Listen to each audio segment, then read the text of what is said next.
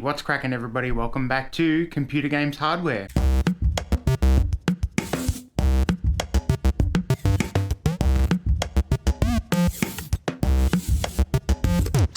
So, how you guys doing? Hope you're doing really well. Today on the channel we are talking about AMD's new 23.10.1 drivers, and I know it's coming in a little bit late, and I must apologize to you guys who have been hanging out for this one. Very sorry about that. I actually had a unmitigated disaster. I filmed a couple of videos last week all in succession, and in developing those videos, I managed to delete them all, so it was an absolute disaster. I looked on my video files, so a little peek behind the curtain. Generally, I'll do like 45 seconds to a minute recording to make sure the sound's right, the lighting's right, and all that stuff. So for this one, I just happened to record for 45 seconds, and the long film was 45 minutes. I picked the wrong one and I deleted it, and I could do nothing to get it back. So I tried getting file recovery software, the whole works, which I might do a video on because some of that stuff is just a blatant scam. But anyway, so that's why these videos are coming out to you late. But I wanted to keep up with the Adrenalin Drivers Edition, and you might be wondering, hey, but Dan, you didn't do the preview driver that AMD set out for fluid motion frames and anti-lag and stuff like that. And that's because those drivers were a unmitigated disaster as well. So I didn't really want to do those. I previewed them and I was hanging out for this newer driver because they were a disaster as well. I wanted to be fair to AMD because they told us that they were going to be a disaster.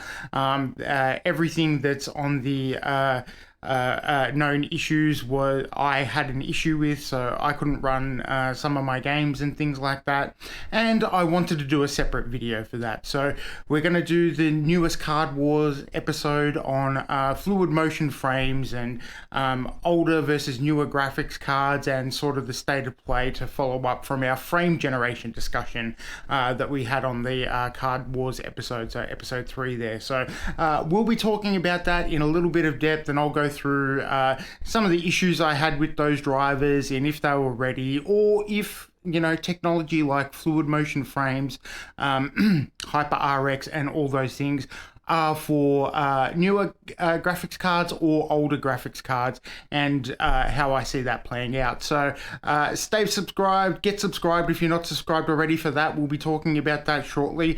But now let's dive straight into these new drivers. We've got some new feature highlights, we've got some known issues, some fixed issues, and a few important notes to get through.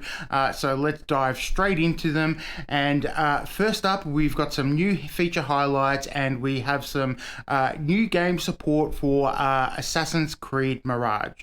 So Assassin's Creed Mirage is the new Ubisoft title that's going back to its roots from the big open world games like Assassin's Creed Valhalla and Assassin's Creed Odyssey. It's running pretty smoothly at the moment. I'm averaging around 70 to 75 frames per second, and that's bumped up a little bit even with my old graphics card. So they've put some good game support, getting some stable frames in Assassin's Creed Mirage. Alright, so next up we've got some new game support for the Lords of the Fallen, and this was not even on my radar. There's some new game support for that, completely flew under my radar, and it's receiving pretty good to mixed results from gamers and critics out there. So if you're into those type of games, maybe worth checking out. Alright, next up we have some game support for Forza Motorsport.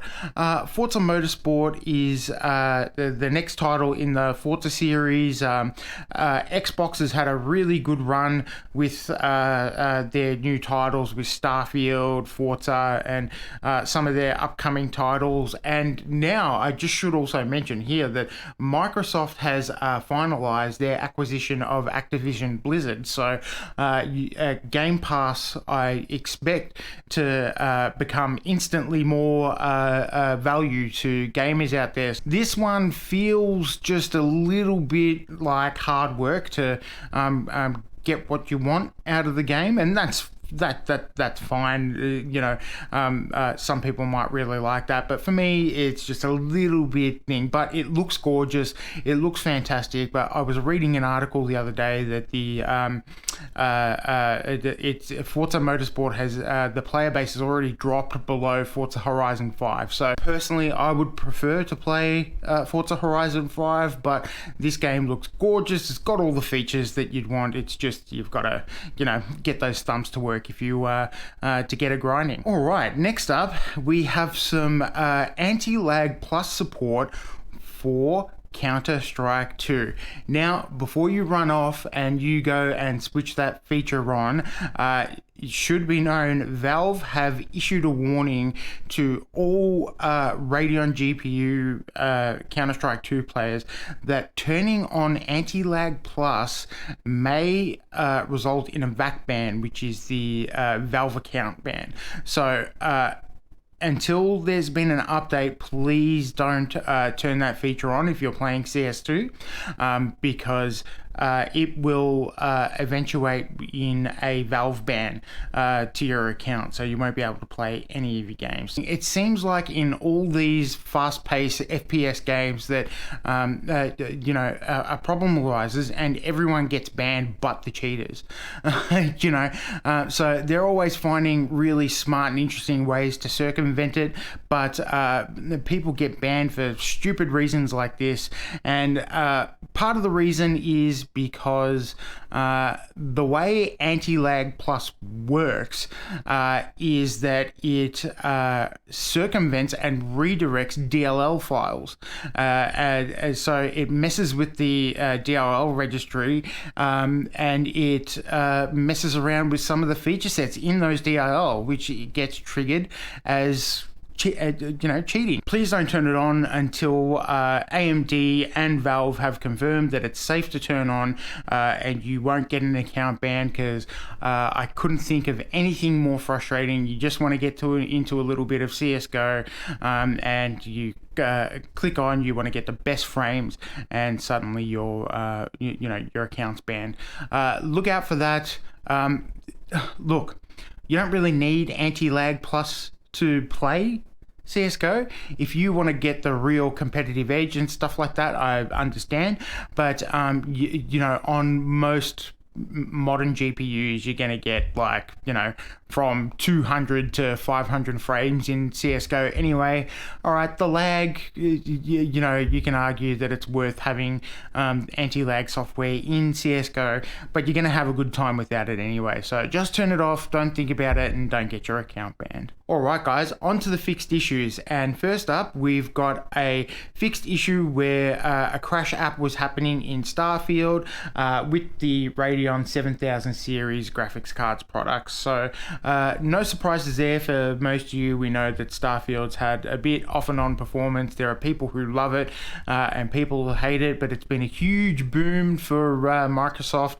They literally bought Bethesda just to have exclusivity with Starfield. So that is a pretty big gamble on Microsoft's part, but it's paid off. I think you guys know my feelings about it. I'm ready to wait for it to be updated and modded into a state where I'm happy to play it. We've got RPGs coming out of our ears at the moment, so we can't play them all, and we know Starfield's just going to improve with time, and it's going to have legs on it. You're going to be able to pick that game up in 5 years and have a much different experience to what you're having today. So don't completely count it out, but there you go. AMD have fixed a crash issue with the 7000 series GPUs on Starfield. All right, next up, there was an intermittent driver crash while playing Counter-Strike 2 with MSAA or FSR enabled on some AMD graphics products such as the Radeon 7900 XTX. Pretty disappointing that this is an issue. People probably want multi-sampling, anti-aliasing or MSAA enabled while they're playing CS2. You want to get that smoothness in the game, and FS2 a no-brainer. You might not need it for Counter-Strike, but again, it's an issue that's been fixed, so you can get on, but remember not to turn on anti-lag plus. Alright, while we're on Counter-Strike 2, there has been a fix to some improvements to stutter experience while playing Counter-Strike 2.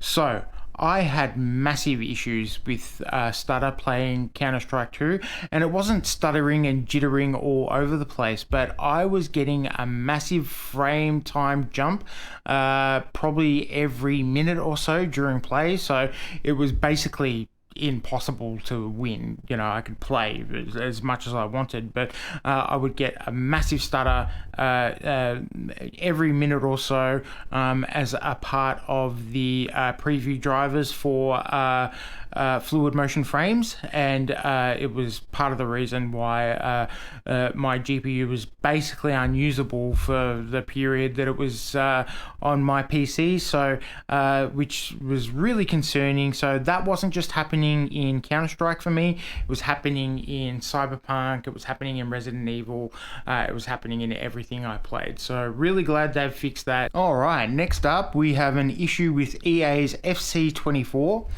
where EA Sports FC24 may fail to open on some AMD graphics products such as the Radeon RX 7800 XT, and this one must be just annoying for everyone. FC24 has been hit with some pretty brutal reviews. I mean, those games have been so similar going back a number of years. They've hardly even updated them. They've been criticized for everything. Oh, and shout out to my good mate Mark. I ran into him and we started talking shop, and he called this one out that FC24 has just been a nightmare.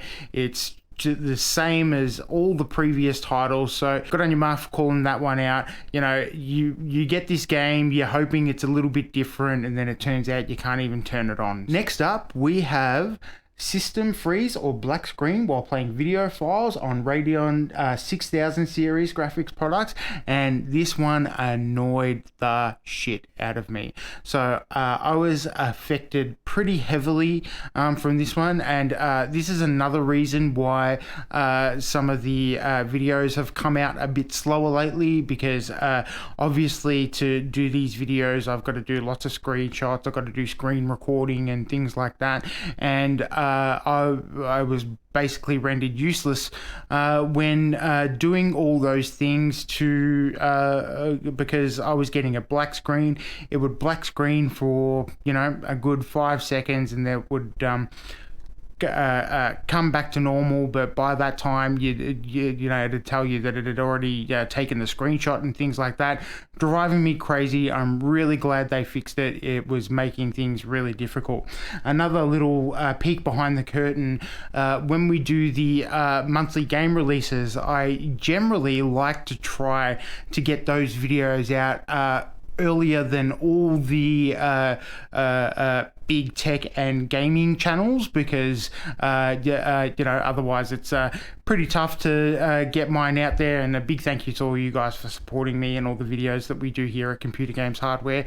But that's part of the reason why October took so long, is because I was having this annoying issue. So there you go. Last but not least, we have an issue where the display may intermittently freeze after changing the encode format while streaming select games on AMD links. Not too sure what what those games are. I'm not a big streamer myself, and I rarely have used AMD Link, but that's been fixed. So whenever you change the encode format, it would crash or black screen. So that's been fixed. Really good. So streamers can just go in, choose their encode, and get on with their games. All right, homies. Next up, we've got some known issues, and I'm just gonna start calling these the greatest hits because it just looks like a whole bunch of stuff that we already know, but we'll go through them quickly anyway. First up, we've got the good old performance metrics overlay, Ray Report NA for FPS on various games. So we all know that one's there. Audio may intermittently become out of sync with video when recording from AMD Software Adrenalin Edition with AV1 codec. So not good. It's indicating that the AV1 encode is not working the way it should. I don't know whether it's the driver or the codec itself, but this is part of the reason why I'm reluctant to upgrade my GPU, is because one of the big features for me will be AV1 encoding, and it seems like it's broken at the moment. So until they fix it, until that comes off the list, I'm not even going to consider it. All right, next up, we've got an issue with Forza Motorsport where corruption may be observed in Forza Motorsport where RT is enabled. So if you turn on ray tracing in Forza Motorsport, there may be a corruption issue and your game might not run smoothly or even crash. So check out for that. Unfortunately, Forza Motorsport is one of those titles where you probably do want to ray tracing on because it looks absolutely gorgeous, but unfortunately that's causing issues for some folks out there. If you are having issues with Forza Motorsport, you might want to check there first. All right. Lastly, for the known issues, there is intermittent flickering may be briefly observed in Total War Pharaoh's menus after changing the graphic settings. So can't tell you much about this one. This is only affecting the menus for this game when you change the game resolution. So it is flickering and stuff like that. So probably not a drastic issue, but there you go. It's a little bug in the game that they probably will get ironed out pretty quickly, I would imagine. We've got only one important issue to deal with, and it's an oldie but a goodie, and that is factory reset has been temporarily disabled as a precautionary measure while we address the isolated installation issues that have been reported during PC upgrades. Users may also use AMD Cleanup utility as a temporary option. I know. We've made progress, folks. I actually downloaded the AMD Cleanup utility and I used it for the first time. It's okay just to use DDU. I've used it. We will do a video on that. We'll use DDU, we'll use the cleanup utility, and maybe we'll do a video about the Adrenalin drivers and overclocking and stuff like that. So it's coming somewhere down the line, folks, I promise you. So as for performance, we are doing pretty good on these 23.10.1 drivers. Alright guys, so here we are in CS2. Running pretty smoothly, getting some pretty good frames. So you can see we're around the 159 mark, spiking up to even 173. I've got this on Ultra. I've got the settings fully cranked using FSR2. That's the way I like to play it. You can obviously tone things down and get a massive performance boost, but it looks great. I'm having a good time laying off these bots here. It's running pretty smooth, staying nice and cool around about 60, and the CPU is definitely running nice and cool. So getting good frames, having a good time, enjoying CS2. Make sure you have anti-lag plus turned on.